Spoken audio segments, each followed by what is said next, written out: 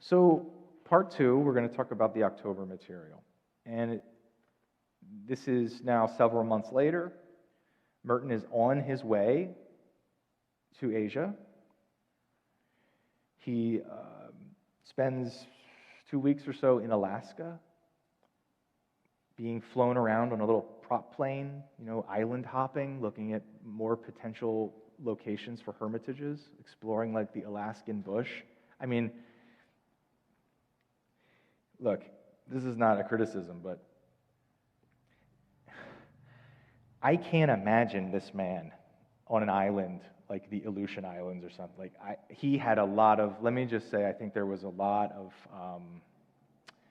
grass is always greener. If only I can get to Alaska, then I'll finally have what I was looking for. But I think thank God Merton did not end up in Alaska. I don't know how long he would have made it there.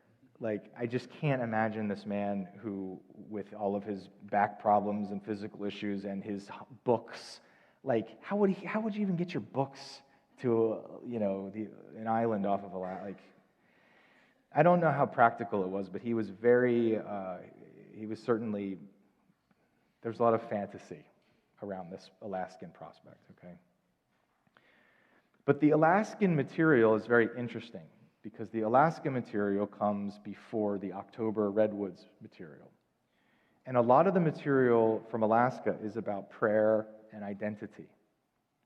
So it continues this theme from May about identity in God versus modern consciousness. And this really encapsulates a lot of this material. Prayer is the quest for this central sense of identity in Christ. It's the response to come and be this kind of a Christ. Come and be Christ. Come with all the weakness of your humanity in order to be a channel for the forgiveness and love of Christ to everybody. So again, this is very Pauline. This is deeply Pauline. It is not, it's relinquishing the I. It's relinquishing the self with a lowercase s in order that Christ, the higher self, might live through me. All right, prayer and identity. So these are just some quotes from some of the Alaska material. Again, continuing some of the themes that we already talked about this morning. So I'm not gonna go too much into it here, but he takes up several of these things about modern consciousness. But there is a lot about this notion of this non-dual connection, this notion of non-duality. And I think that this quote here on distraction is very helpful. If the consciousness with which I am praying is an individual consciousness, and I am trying to maintain an individual union with God, then everything becomes a distraction. The thing to do is not to exclude everything, but to bring it all in. This is I'm sure you're familiar with Richard Rohr, the Catholic Franciscan. He wrote a book that was very popular called Everything Belongs. Right? This is we don't use this word a whole lot in Christian theology, but it's the closest thing I think we'll see to a sort of a Christian tantra.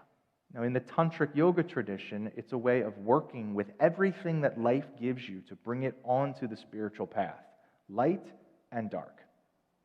Right? And this is what he's saying here. If I'm praying with individual consciousness where I'm trying to get something from God, or I want this, or I want that, everything becomes a distraction. However, if you can bring everything onto the path, if you can bring all the totality of your life into your prayer, then all of a sudden life becomes completely imbued with the glory and the radiance of God, particularly the shadow aspects. Right? This is the real deal. This is the real deal. This is not Pollyanna, give it up to Jesus, and everything's going to be great. This is not, prosperity gospel. This is the real deal. All of your life is your prayer. All of life is your prayer. Your terminal illness is your prayer.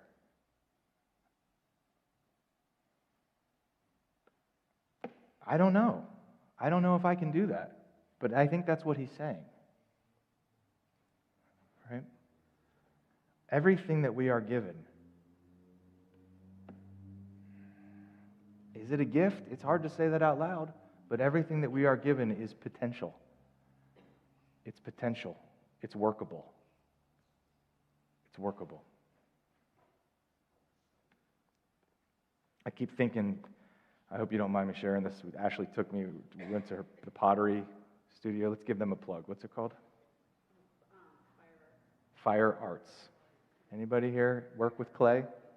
All I'm thinking about right now is clay and what it takes to work with pottery.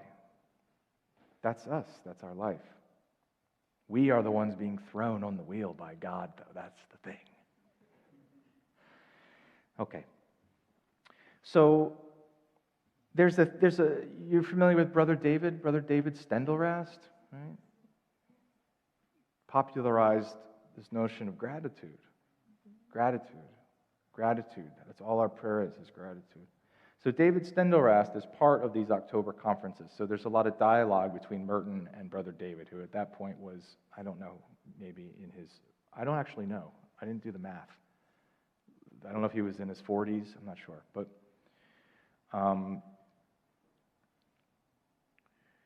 so one of the quotes that comes out of some sort of back and forth between Merton and Brother David is, Brother David basically asks him well, what is prayer?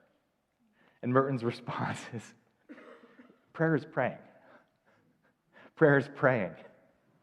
And Brother David's like, you're just playing with words. Like, are you trying to be the Zen master? Like, what are you really saying to me? And Merton says, prayer is praying. If it's not going directly to God, it's going to a concept of prayer. So Merton's whole thing was to not bring ideas to God. Not to bring ideas to God, but to bring your life. To bring yourself. To bring your yes. To bring the yes that is your life, all of your life, directly to God. That's prayer. Prayer is praying. If the I is praying, and I'm sure you've all been in this space, when the I prays, it's like, oh, what do I need to do today? Oh, I forgot to vacuum. Oh, there's that drawer that I wanted to empty out because I need to find the other house key because so-and-so's staying with me this weekend. And that's what happens when the I starts to pray. It's the laundry list. It's like, oh, I forgot to take the trash out. The garbage truck's coming in 20 minutes. Or like, oh, I forgot to get my mail yesterday. Just sitting in my mailbox. Like, when the I prays, that's the end. So Merton says that the only valid life of prayer is to let Christ pray. Let Christ pray. You don't even have to do the work. Let Christ pray. I say Jesus, and Jesus prays in me. I'm no longer watching myself praying. I forget myself. I forget myself. I let Christ pray in me. All right, I'm going to skip that for now. So what our prayer life does is that it gets right down to this root identity of the self. All right, so we're right back in this type of consciousness kind of approach. Prayer and identity. This root identity of the self that is called into being by God's direct word. Come follow me. Prayer has to be built around that central thing which is inaudible. You don't hear it, but it is the very depths of your being and the very depths of your identity. So, introverts don't like this. You're not going to like it. But I'm wondering if folks might receive a little bit by hearing one another share a little bit with each other about your prayer life. That's an intimate thing that we don't really talk about a lot or at all. So I just want to open up some space.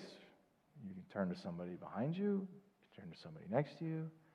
If you are a severe introvert, you can take your journal and you can go outside. And you can just run away from this whole thing. But I'd like to create some space for people to connect around this topic of prayer. And what prayer is for you. Is that okay? I promise I'll keep it brief. But you might just like it. Okay. So this is just going to be whatever. 5, 10 minutes, I don't know. But just take a minute or two and just share with somebody. It is very intimate. Share with somebody what's your prayer experience is, what's your prayer practice. Go ahead.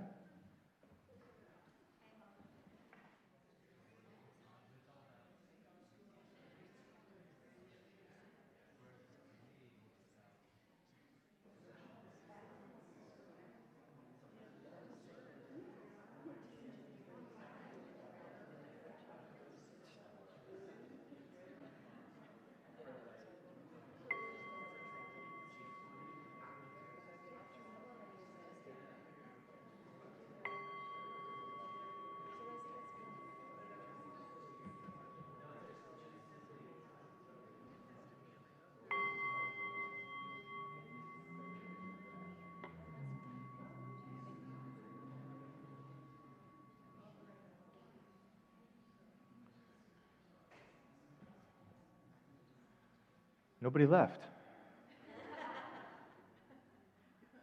What was that like for you? Is anybody who wants to share what their experience was like? You don't have to share the other person's experience, but just share what it was like for you to talk with one another in this way. Anybody that wants to share? What's it like to actually talk about your prayer life with a stranger?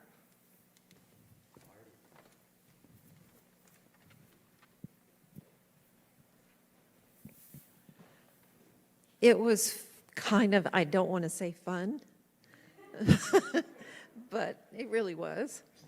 And it's finding that something that I've been praying and the way I've been praying is something that other people do as well. And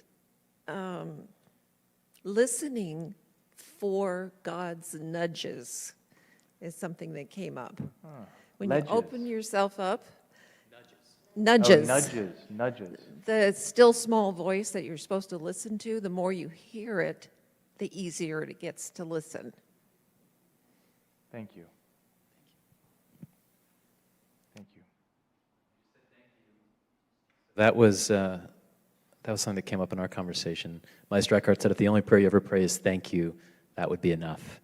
And just the resonances between the three of us,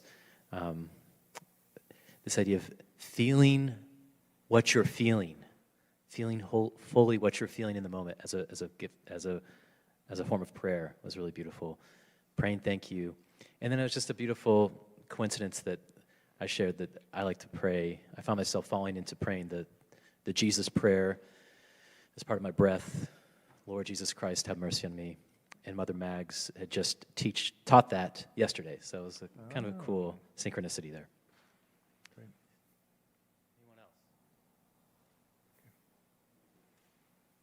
Yeah. So for both of us, there was a sense of it being a place,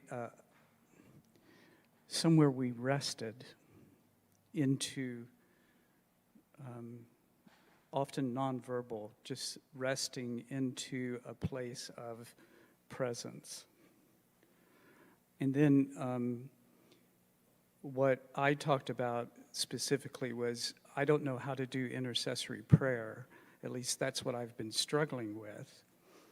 And I've been thinking, I have to go to my spiritual director and say, you got to help me with intercessory prayer.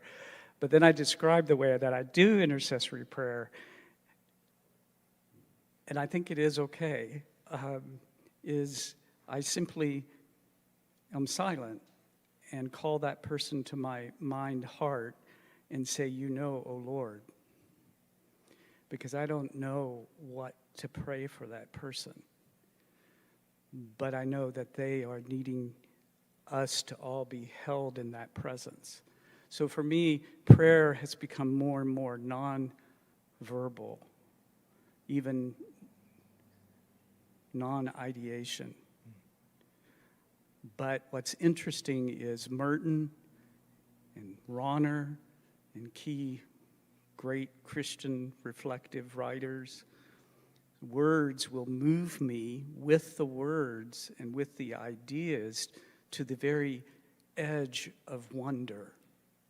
And then you just rest there.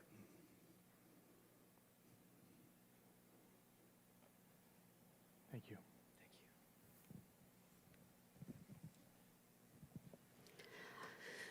Earlier in your presentation, I was thinking in our discussion about how you were talking about the how Merton was spiritual directing these novices and the trauma that they have, I think, of, that branches out of a capitalistic mindset, kind of we have to do all of these things, to be oneself, whatever happens. And I think that prayer, there's a lot of pressure in prayer of, am I doing it right? Like, oh, this is the goal, this is, so I think that it's really empowering to have a goal of meditative prayer, but also whatever is you're finding comfort in, so I shared how what visualizations help me to find comfort and space. And that's enough, right? But having to it's taken a long time to come to that space, right? And I've often felt this barrier of doing prayer correctly. And so I think that it resonates with what you were mentioning of just the evolution of falling in through that ground being a process of, yes, we can look to various models for contemplative prayer and ways to pray, but ultimately it comes down to what helps us to find comfort and grounding and connection. And often that's very individual and I think becomes more and more abstract the more that we connect with it, personally, anyway. Thank you. I mean, that's an excellent point. Like, there is a certain, I don't want to say individualism to it, but nobody can do this for you. Nobody can do any of this for any of us. And I think many of us are, at least the folks of you that are probably here today,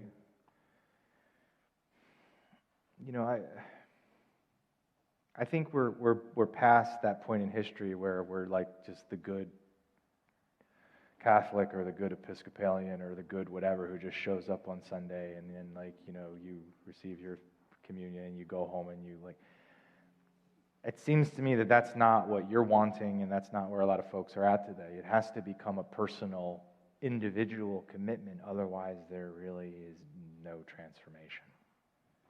Right? So we have to do it ourselves. Yeah. I want to share the prayer story to you. And I witnessed one guy and had no family and haven't gone to church for a long, long time. And I took them into my shelter, and before he ready to die, and he said, "Betty, can we say a Lord's Prayer?" And I said, "You go ahead, I follow you." He said a Lord's Prayer until last second, and then last breath, very low, say Amen. And he closed the eye and died. That's the most beautiful thing I ever witnessed.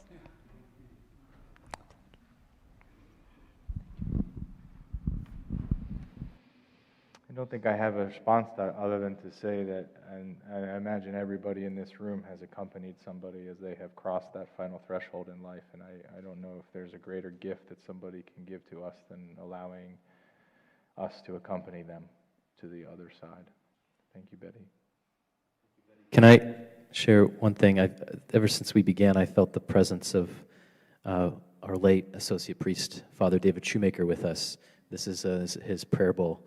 You mentioned centering prayer. He died while in the midst of centering prayer, while falling into God. Thank you for reminding me of that, Betty. Is there a comment, or you just holding the mic? You look good with the mic. I will say my experience was in sharing with Francis and Gigi is it was freeing and it was affirming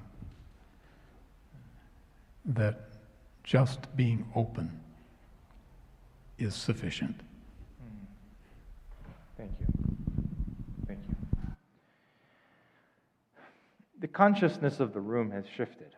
We are now in religious consciousness, right? We are now in a consciousness where the ground is the God of your or our understanding. Right? Thank you, everybody, for bringing your voices and experience into this. Thank you to the introverts for stretching yourselves and talking to another human. Okay, so we're going to continue our journey. We are in our final hour together. Can you believe that? Okay. And these images, by the way, these are Merton's charcoal drawings and Merton's oil or calligraphy, ink brush calligraphies and things that he was experimenting with. Apparently he made, I read recently, thousands. There are thousands of his sort of hand sketched paintings and images, all at the Merton Center in Louisville. Okay, so we're back in talking about the life of prayer and identity. And we were talking earlier where Merton really named this sort of core or essential wound in modern society around love and worthiness. So he's saying here that if the life of prayer is merely a life in which we try to make ourselves worthy of being loved by God, we're crazy.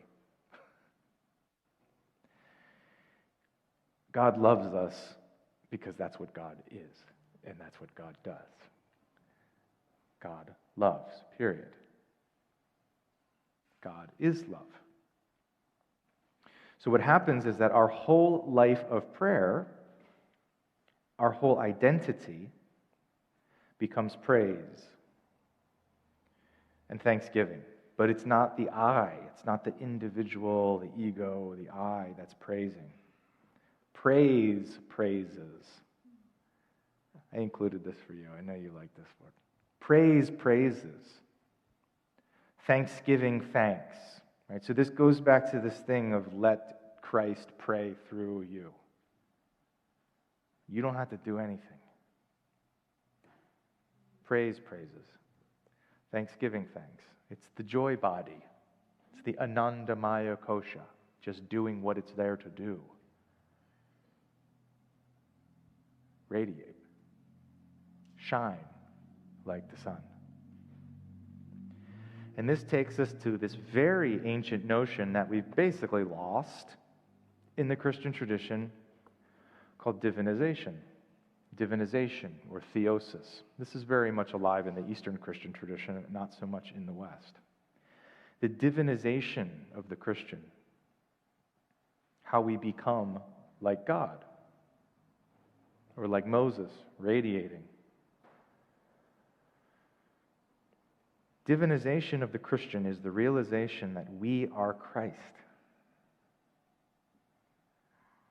We are Christ. But you can't know it until you experience it. And this is the purpose of doubt. So Merton was very big on doubt because I think Merton was someone who doubted. I think doubt was a big part of his life. He had an extremely active, curious, inquisitive mind, which is a good thing. But doubt and skepticism and judgment is also the other side of having an active, creative, inquisitive mind. So doubt is really important for him. And there's this part in the May conferences, very early on, where he quotes this line from Freud's famous book, Civilization and Its Discontents. And there's this line in Freud where he talks about contemporary, like modern humans, ceaselessly groping amid torturing uncertainties. That's Freud's sort of characterization of modern people. We're ceaselessly groping amid torturing uncertainty. It's like the existential condition of post-war human beings. But Merton flips this, and he says that actually that's the liberty that a Cistercian monk asks for. That's what we come to the monastery to do, is to have the freedom to grope amidst our torturing uncertainties. That's actually the purpose of our monastic life of prayer in God through Christ, is to be on the floor, on our hands and knees, in the dark, falling through the bottom. And this is Merton's famous letter on the contemplative life that he was asked to write, 1967. Perhaps in my solitude I have become, as it were, an explorer for you, a searcher in realms which you are not able to visit, except perhaps in the company of your psychiatrist. So this is Merton's approach to the contemplative life. It is not the young Merton of the 7-story mountain who thought that he was leaving the world behind so he could go live amongst the angels in his claustral paradise. Because what Merton found when he left the world was himself. He came face to face with his torturing uncertainties of his life, particularly his identity and who he was as a monk, as a writer, as a human being, as a lover, as someone who did not feel worthy of receiving love, of someone who struggled to love. He had to grope amidst his own torturing uncertainties. So to go back to October, in this piece on doubt, doubt is actually what helps us to fully develop in our life of prayer. And I'm sure those of you that are committed on a path, maybe you have a daily practice, whatever it may be, actually, let's forget about prayer.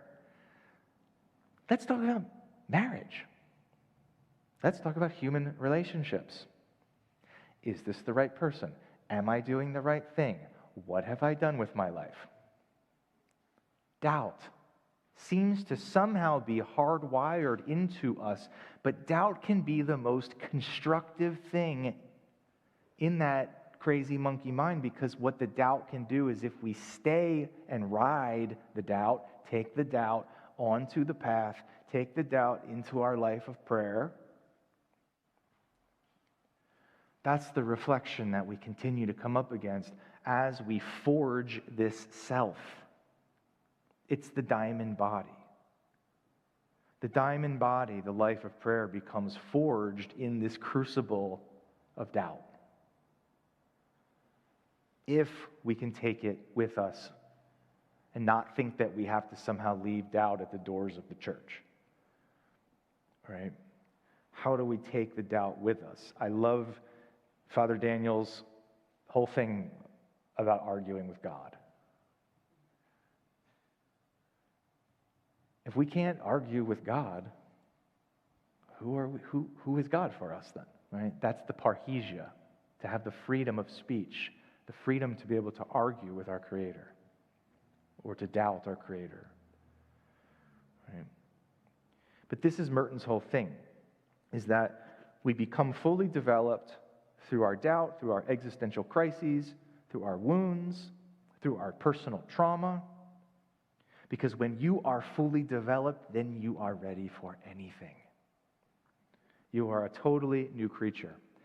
But be careful, because then God will pick you up by your head and send you in like Father Daniel in the lion's den. Anything can happen. Anything can happen. You might end up as the pastor of Christ Church in Eureka.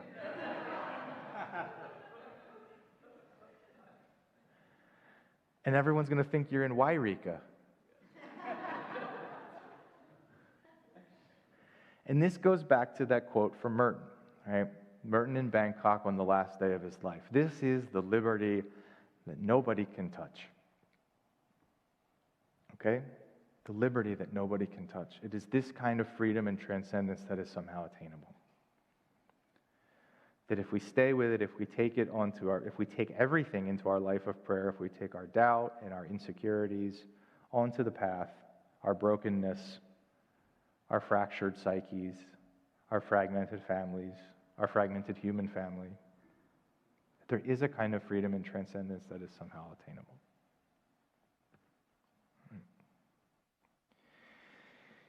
So, yes, this is the only known photograph of God. That is what Merton said about this photograph that he took at Gethsemane. So I'm going to start to land the plane here. As I mentioned, Merton was the novice master, so his responsibility for about 10 years was for the spiritual formation of the young monks at the monastery. And during that time, mostly because of his writings and their popularity, young men were coming to the monastery by, the hundreds over a course of, several decades. There was an absolute explosion of interest in monastic religious life in America following the Second World War. So there's all these novices. Merton's responsible for their well-being. And they started to record his novitiate conferences in 1962. So we have something like 300 recordings of Merton teaching these young monks, mostly about the Christian monastic tradition and different aspects of the spiritual life.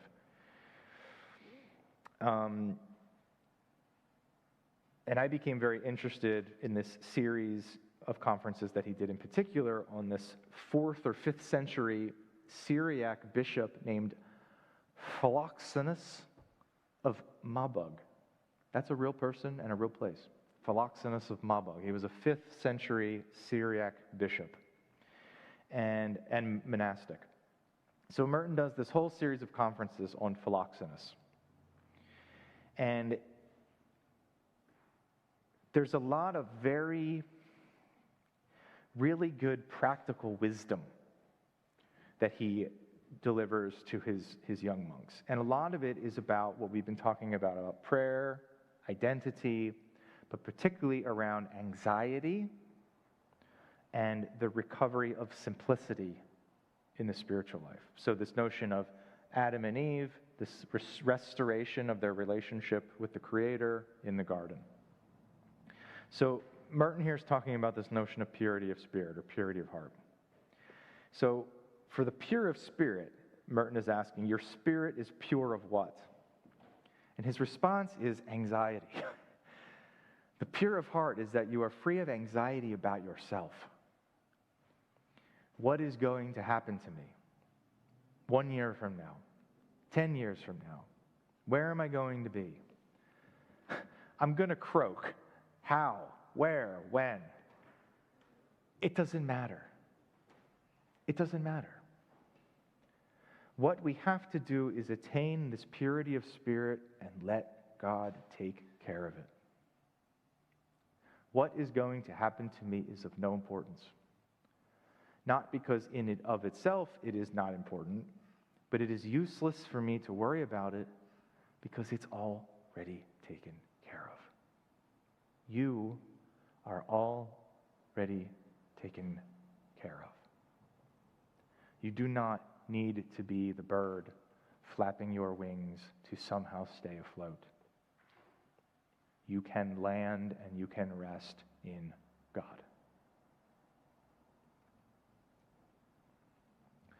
We have to put all the important stuff in God's hands, which means not being preoccupied with this I who is going to be here tomorrow or not going to be here tomorrow. Where the trouble comes from is this centering our thoughts on the I. Here I am. But this I is not all that important because it isn't all that real. What we experience as ourselves is 99% imagination. This is my favorite quote. This is the quote. You can't see it, but it's tattooed on my forehead. What we experience as ourselves is 99% imagination. We construct an imaginary self that we have to live with, and this is not for real.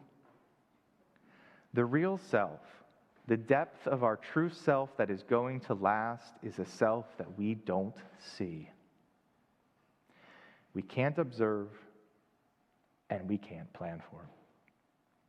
And that self is in God's hands and is constantly safe, constantly secure, and can't get out of God's hands.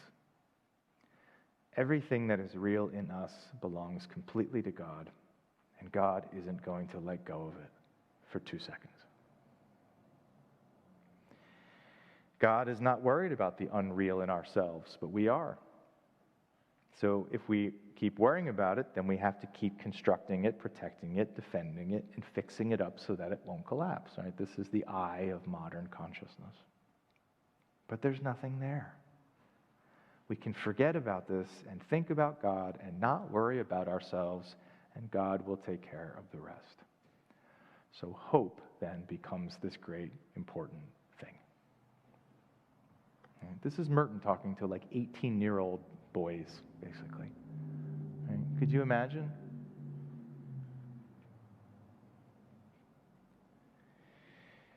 So what he says, and this is to go back to October, what we have to do is simply live. And we live our whole life. Our eating, our recreation, our work, everything is part of it. We just live these things, and then you begin to experience your life as a whole. It's not this separate, holy, pure, good, guilty part of myself. That's the part of myself that prays because it's guilty and it's bad. No. It's life as a whole. My recreation and my play and my enjoyment. And then the tenor of our spiritual life and our prayer life starts to shift, and then we realize that, oh, God exists outside of the walls of the building. Sorry. Does God... Sacred Sanctuary, yeah. God exists in the walls of the building. Right? Everybody here knows this. And this is a great quote, because at this point, Merton's been at Redwoods now for 3 days in this conference, all this talk about prayer, and then he finally says, none of us in these last couple of days have really said much about God doing any of the work. Right? God does all the work. God guides us, and what happens at every step is that God tells us what to do in a very obscure kind of way. Most obscure. Right? Most obscure. And that's it. That's really it. There's a lot more in the book, but that's like my distillation. Thomas Merton in Redwoods. And this is probably my other favorite quote in the book. Thank God that we're sinners and that we're a mess and that it doesn't matter. And the reason that it doesn't matter is because God's not going to let go for 2 seconds. It doesn't matter. It doesn't matter. It doesn't matter that I forgot to floss last night. To your dad. It doesn't matter. Right? So that's where I want to end, with the only known photograph of God. Here. We're just waiting to pluck us up by our heads like Daniel and put us in the lion's den of our life. But because we've cultivated that diamond body within us, we're God proof. We're ready for whatever life has to throw at us or has to offer, right? Because we've said our yes. Okay.